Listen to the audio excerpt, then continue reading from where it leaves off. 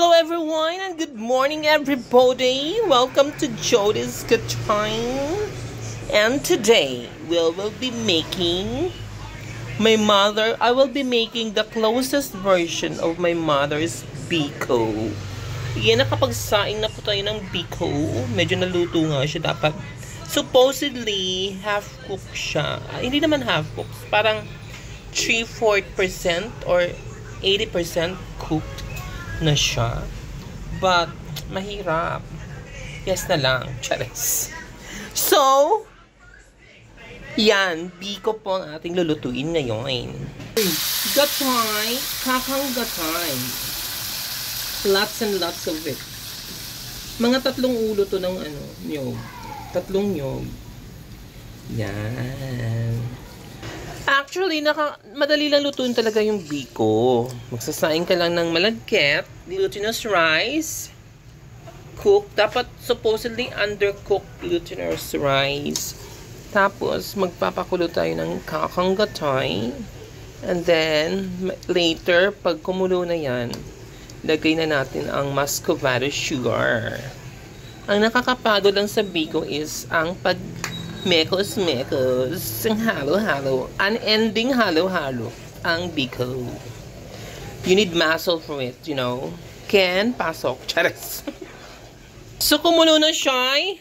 Pasok na natin ang muscovado sugar.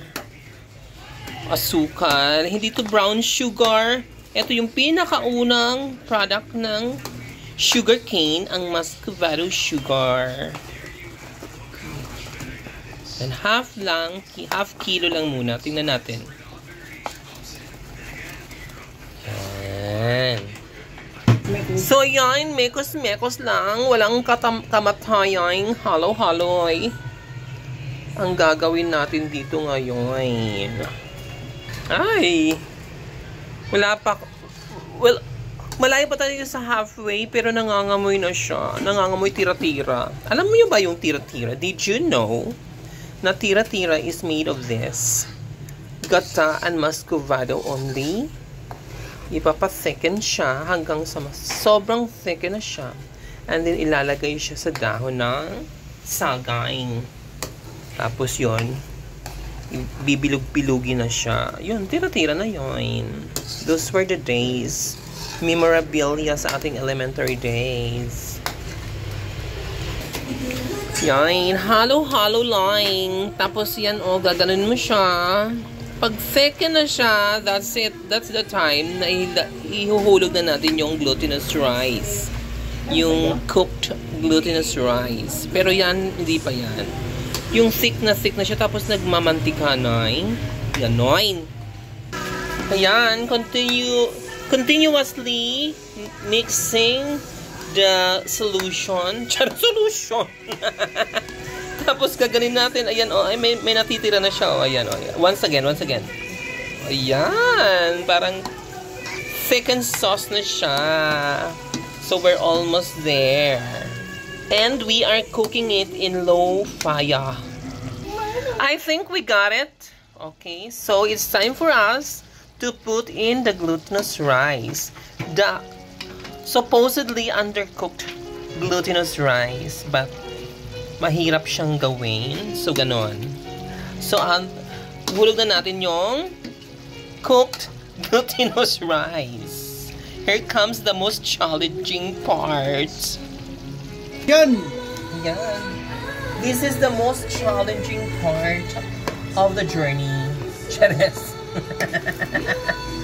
Yan. Halo-haloin yan ng tigas. Tapos, as you can see, hiwa-hiwalay pa yan, di ba? Maya-maya, pag halo ka ng halo, mag-move sila as wine. Move in unison ang ating glutinous rice. So, yan ang sign na luto na siya. Kasi, pag isang hagod mo ng ganyan, buo sila mamimixed. Okay? Yan! Ayan. So, ganyan ang itsura ng nagmo-move in unison yung ating glutinous rice. Tingnan nyo, diba? Hindi na siya sabog. Yan. Sino yung mga yakin? Yan. Tapos, nagmamantika gumagana siya. Tingnan mo, focus. Oh, yan. So, that's the sign na we're almost there. Yan. Yan. Focus. Yan. Ayan na po. Luto na po ang ating Biko Soto. Chares. Luto na po ang ating Biko. Yan. Lagay na natin siya sa dahon ng sagay para bumango. Yan. Luto na po ang ating Biko. Have a nice day, everyone. Happy eating and God bless us all.